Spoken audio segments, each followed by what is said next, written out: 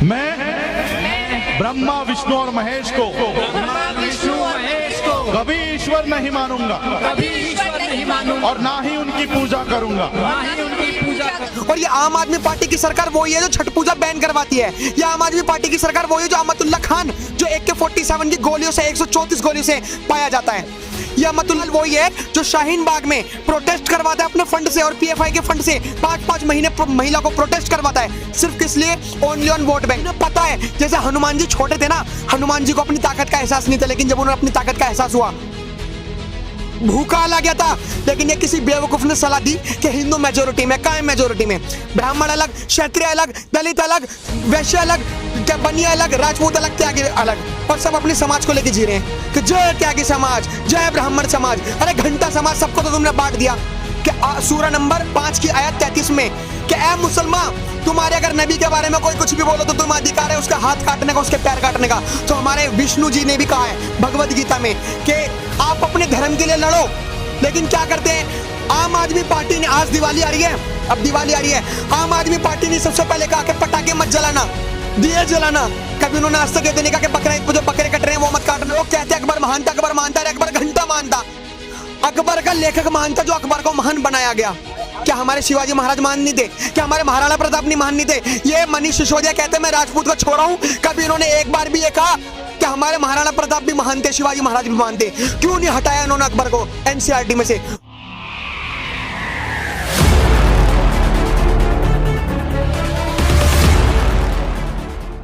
नमस्कार व्यूअर्स, मैं आयुष शर्मा और आप देख रहे हैं स्वराज मीडिया नेटवर्क।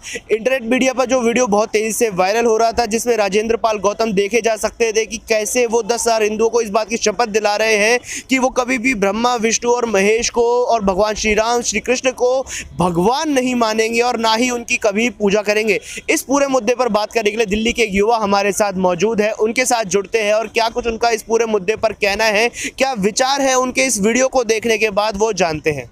आपने वो वीडियो देखा जिसमें राजेंद्र पाल गौतम 10,000 हिंदुओं को ये शपथ दिलवा रहे हैं कि ब्रह्मा विष्णु और महेश को भगवान ना माना जाए। देखा वीडियो? हाँ देखा था मैंने, बहुत हर्ट फील हुआ था।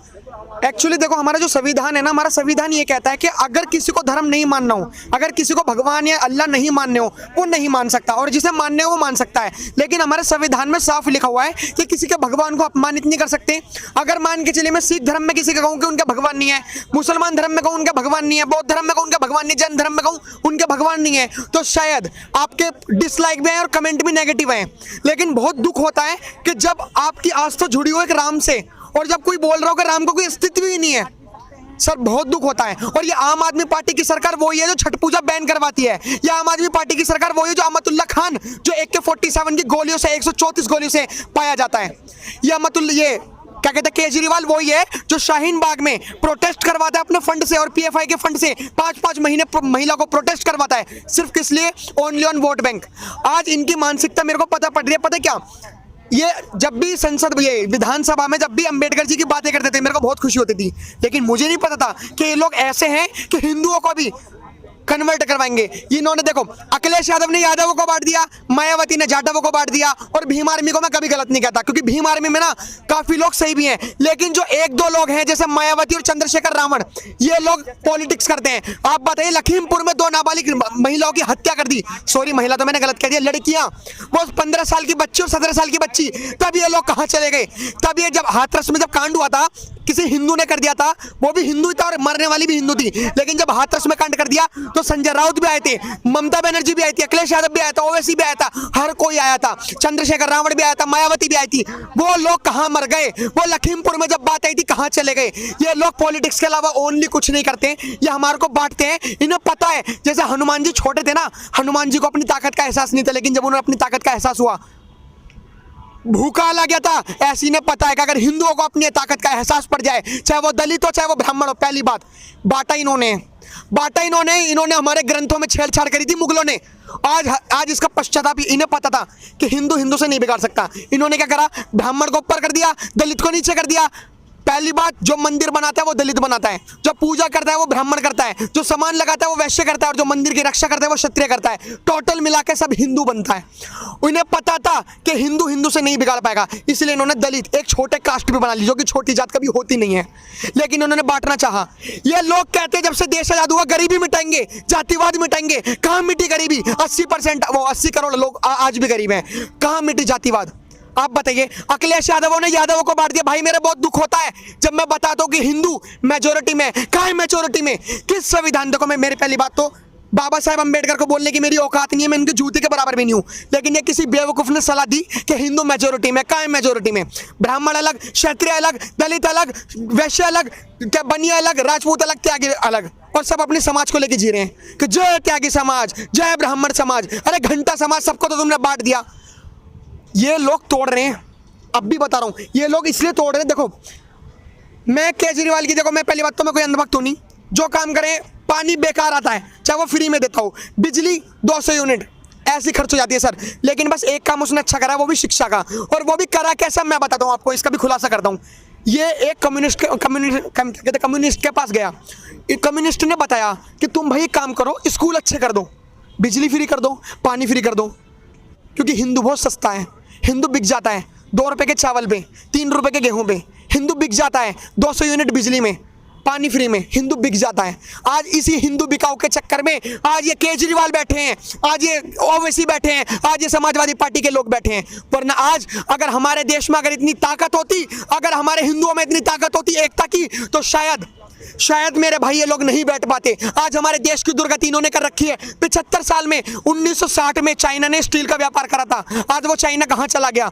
कितने लोग जो हमारे देश आजाद होने के बाद आजाद हुए हैं, आज वो कहां चले गए? लेकिन हमारा देश कहां रह गया? आज हमारा देश एक चीज मांगे है, जनसंख्या में, तरक्की में घंटा आगे नहीं है। वो तो चलो हमारे कुछ नेता अच्छे हैं जो 5वें नंबर पे इकोनॉमिक्स में ले आए, लेकिन इनकी क्या औकात है? इनकी औकात बस जाति धर्म पे बात करने की है।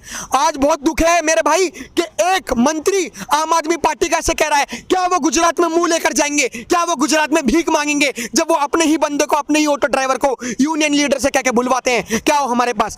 पता है भाई साहब, अगर मैं कहूंगा ना इग्नोर मार देंगे, लेकिन बहुत ताजुब की बात है, एक बंदे को बुलाने के लिए पूरे मीडिया में प्रचार कर दिया कि हमने एक ऑटो ड्राइवर को बुलाया।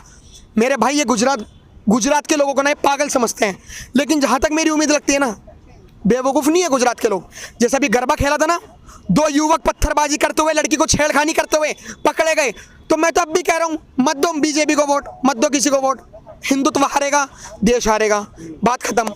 तो आपका ये कहना है कि जो बीजेपी इक्वल्स टू हिंदुत्व, और अगर बीजेपी नहीं जीतती है, आम आदमी पार्टी सरकार बनाती है, तो ये जो जातिगत मुद्दे हैं ये इसी प्रकार से गरमाते रहेंगे? हाँ, बहुत गरमाते रहेंगे। देखो ये एक बहुत सेंसिटिव मुद्दा है, अगर हमने इस मुद्दे को अब नहीं देखा, क्योंकि हम क्या करते हैं, शिवलिंग के बारे में कहा होगा, जैसे रहमानी ने कहा था, नूपुर शर्मा ने पलट के जवाब दिया था, शिवलिंग के बारे में कहा होगा, अरे हमें क्या, हम इसे तो सजा भगवान देगा। अरे भगवान क्यों देगा सजा? हम भाई हम हैं, हमारे जैसे इनके खुदा कहते हैं ना कि सूरा नंबर 5 की आयत 33 में कि ए मुसलमान, तुम्हारे अगर नबी के बारे में कोई कुछ भी बोलो तो तुम्हें अधिकार है उसका हाथ काटने का, उसके पैर काटने का। तो हमारे विष्णु जी ने भी कहा है भगवद गीता में कि आप अपने धर्म के लिए लड़ो, लेकिन क्या करते हैं आम आदमी पार्टी ने, आज दिवाली आ रही है, अब दिवाली आ रही है, आम आदमी पार्टी ने सबसे पहले कहा कि पटाखे मत जलाना, दिए जलाना।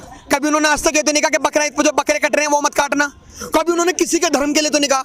आप बताइए, आज इन्होंने पटाखे बैन करे, कल ये घंटी में से घंटा गायब करेंगे, कहेंगे नॉइस पोल्यूशन होता है, आरती में से जोत गायब करेंगे, कहेंगे इससे फॉग निकलता है, इससे धुआं निकलता है, और एक दिन हमारे सनातन धर्म की संस्कृति सारी खत्म हो जाएगी, सारी खत्म। तो अब भी कहना चाहूंगा, स्कूल एक अच्छी चीज है जो खाली स्कूल की तरफ से निकलने हैं, लेकिन अगर आपकी ऑडियंस ये कहती है कि फ्री बिजली कर रखी है, तो 200 यूनिट मेरे भाई ऐसी निकल जाती है, और उन्होंने बड़ा तगड़ा दिमाग खेला है।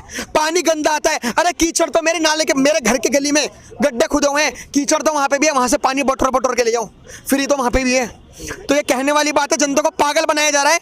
इन्होंने पंजाब खालिस्तानियों के क्या कहते हैं मुद्दे के, खालिस्तानियों के सपोर्ट से जीता, लेकिन गुजरात में कोई आतंकवादी नहीं रहता, गुजरात में मेहनत करने वाले लोग रहते हैं, गुजरात में व्यापारी रहते हैं। शेयर मार्केट में जो सबसे पहले 1992 का जो मतलब सबसे बड़ा बना था, वो भी गुजरात से आया था। ये गुजरात का पागल बना रहे हैं कि अच्छा एक बात बताइए भाई साहब, अगर आपका चैनल ईमानदार है तो आप अपने चैनल पे पहले थोड़ी ना कहोगे कि मैं कट्टर ईमानदार हूँ, मेरा चैनल कट्टर ईमानदार है। चोर हमेशा अपने आप को चोर बताता ही नहीं, चोर हमेशा तो अपने आप को ये बताता है मैं ईमानदार हूँ। अभी रामलीला ग्राउंड में मैं आपको क्या बताऊं कि रामलीला ग्राउंड में अभी दशहरा था, तो एक युवक जिहाद करते हुए मैं अपने मतलब बहुत गंदा छेड़छाड़ी करते हुए भीड़ के उसमें पकड़ा गया। और जब पकड़ा गया, अरे बाबूजी मैं तो खुदा की कसम खा के कहता हूँ मैंने ऐसा कुछ नहीं करा। तो चोर अपने आप को कभी चोर बताएगा ही नहीं, ऐसे ये अपने आप को कट्टर ईमानदार बताते अपने आप को चोर बताएंगे ही नहीं। 67,865 करोड़ रुपए का जल बोर्ड पर कर्जा है, कौन देगा कर्जा? अभी 6-7 महीने पंजाब में सरकार बने हुए नहीं हुए, 3 लाख करोड़ से ज्यादा का कर्जा उस पर हो गया। कौन भरेगा? कौन भरेगा? पता कौन भरेगा? हम भरेंगे। केजरीवाल को जिताने का मतलब अपने मुंह पर चमाटा है। और भारत सरकार से अगर तुम्हें लग रहा है ना कि हाँ हम किसी देश में जाके रह सकते हैं, जैसे कहते हैं ना कि हिंदुस्तान में ही हिंदू रह सकता है और किसी देश में नहीं रह सकता, तो अगर भाई तुम्हें 195 196 कंट्री है, अगर तुम्हें उसमें कोई दिखता है कि हम वहाँ पे अलग जाके हिंदू रह सकता है तो तुम केजरीवाल को वोट दो, क्योंकि मैं गारंटी लेता हूँ श्रीलंका जैसे हाल बिल्कुल होंगे, बिल्कुल। और जब तुम श्रीलंका जैसे भारत से जब तुम भगाए जाओगे ना, जब तुम भगाए जाओगे तो तुम अपना एक अलग देश देख लेना।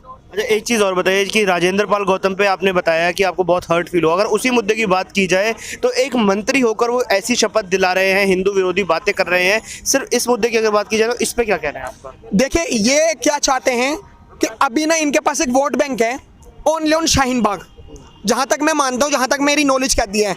अब ये क्या चाहते हैं कि इसको ना हमें प्रधानमंत्री केजरीवाल को बनाना है, जो इनकी सोच है प्रधानमंत्री केजरीवाल को बनाना है। और यार अल्पसंख्यक तो 15-16-17% लोग हैं, तो क्यों ना ऐसा करा जाए कि हिंदू को ही कन्वर्ट करा जाए।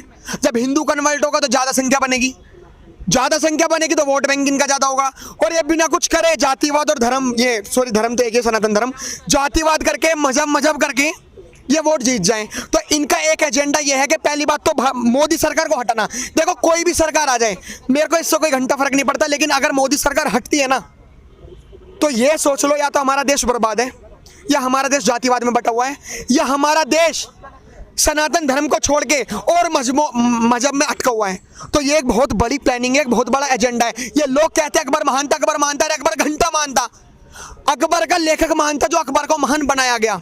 क्या हमारे शिवाजी महाराज महान नहीं थे? क्या हमारे महाराणा प्रताप नहीं महान नहीं थे? ये मनीष सिसोदिया कहते हैं मैं राजपूत को छोड़ा हूं, कभी इन्होंने एक बार भी ये कहा कि हमारे महाराणा प्रताप भी महान थे, शिवाजी महाराज भी महान थे? क्यों नहीं हटाया इन्होंने अकबर को एनसीईआरटी में से? वो तो अब हटाए, वो तो भारत सरकार ने पहल करी है, अब हटाया है।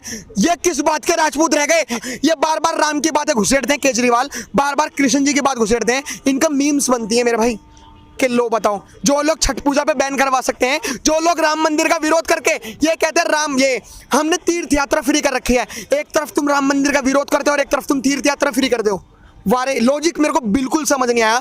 तो ये सरकार एक ऐसी पलटू सरकार है, एक ऐसी यूटर्न मारने वाली सरकार है, एक दिन जब देश बिक जाएगा तो ये कहेंगे जी मैं तो कहते ही था जी, बस ये डायलॉग मार के हट लेंगे। तो अब भी मौका है गुजरात के लोगों को, मैं नहीं कहता कि बीजेपी को जिताओ, मैं नहीं कहता कांग्रेस को जिताओ, मैं नहीं कहता केजरीवाल को जिताओ, लेकिन केजरीवाल की पार्टी आम आदमी पार्टी के तुम बयान सुन के इतना अंदाजा लगा सकते हो कि गुजरात की कितनी गंदी दुर्दशा कर सकता है। Thank you.